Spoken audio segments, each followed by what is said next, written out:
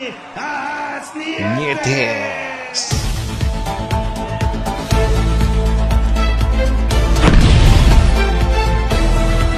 Hello guys, welcome back to our channel Winsworld TV.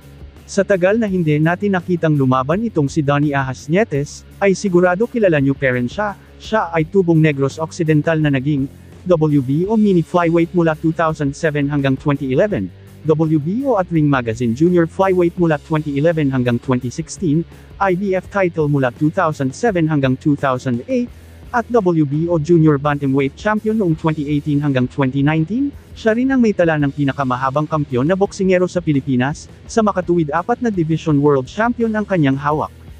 Kabilang din siya sa pinangaralan sa 4 na weight classes, kasama niya rin sa pinangaralan dito ay ang pambansang kamao Manny Pacman Pacquiao at Nonito Donaire aka The Filipino Flash. Maganda naman ang karera nitong si Donnie Nietes, ngunit tila pinag-iwanan na siya ng panahon, pagdating sa kanyang career.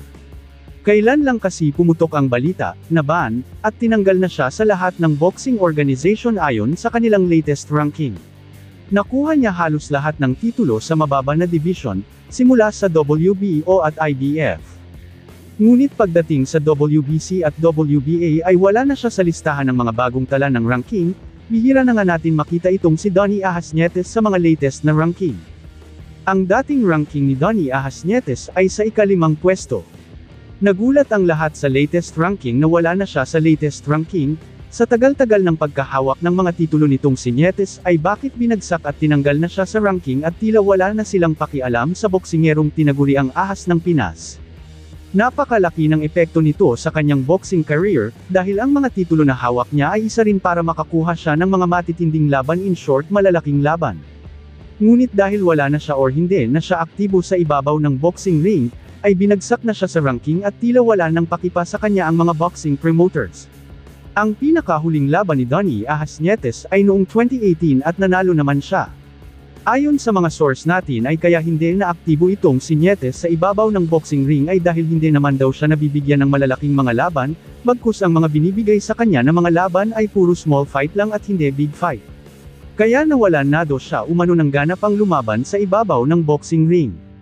Ayon nga dito kay Ahas ay gusto niya rin ng malalaking mga laban, para may malaking pera naman siyang maiuwi. 41 years old na nga dito ngayon si Nietes. Sa ganitong edad kahit sinong boksingero ay gusto rin ang malalaking mga laban, ngunit tila wala na silang pakipa na bigyan ng malaking laban pa si Donnie Ahas Nietes. Dahil kung bibigyan siya ng pagkakataon na lumaban sa mga malalaking mga pangalan sa mundo ng boxing ay tiyak na kayang-kaya pa niya makipagsabayan sa ganyang edad. Dahil isa naman siyang disiplinadong boksingero. Ano sa tingin nyo guys ang dapat gawin ni Donnie Ahas Nietes para hindi masayang ang kanyang mga titulo?